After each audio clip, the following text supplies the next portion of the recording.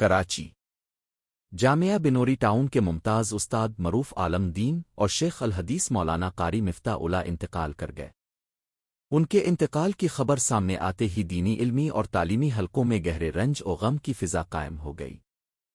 جامعہ Banuri town سے وابستہ اس عظیم علمی شخصیت کی وفات کو اسلامی تعلیم و تدریس کے میدان میں ایک بڑا نقصان قرار دیا جا رہا ہے۔ مولانا قاری مفتاح اللہ کا شمار ان علماء میں ہوتا تھا جنہوں نے اپنی پوری زندگی علوم اسلامیہ کی تدریس، طلباء کی تربیت اور دینی شعور کے فروغ کے لیے وقف کر رکھی تھی۔ وہ طویل عرصے تک جامعہ بنوری ٹاؤن میں شیخ الحدیث کے منصب پر فائز رہے اور حدیث نبوی کی تعلیم و تشریح کا فریضہ انجام دیتے رہے۔ مرحوم عالم دین کو خاص طور پر علم حدیث میں مہارت حاصل تھی۔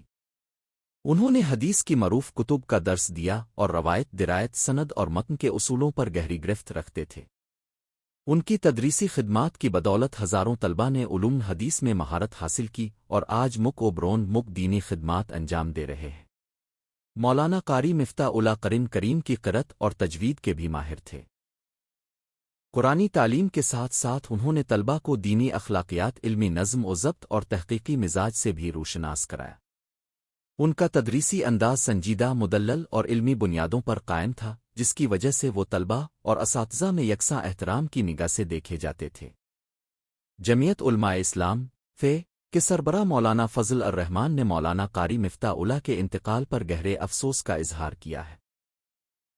JUI کی قیادت کی جانب سے جاری بیان میں کہا گیا کہ مرحوم کی وفات سے دینی و تعلیمی دنیا ایک باوقار اور صاحب علم استاد سے محروم ہو گئی ہے۔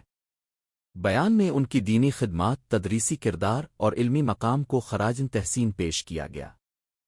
JUI کے رہنماؤں کا کہنا تھا کہ مولانا قاری مفتاح اللہ کا علمی سفر کئی دہائیوں پر محیط تھا، جس دوران انہوں نے نہ صرف درس و تدریس کا فریضہ انجام دیا بلکہ دینی مدارس کے تعلیمی معیار کو بہتر بنانے میں بھی کردار ادا کیا۔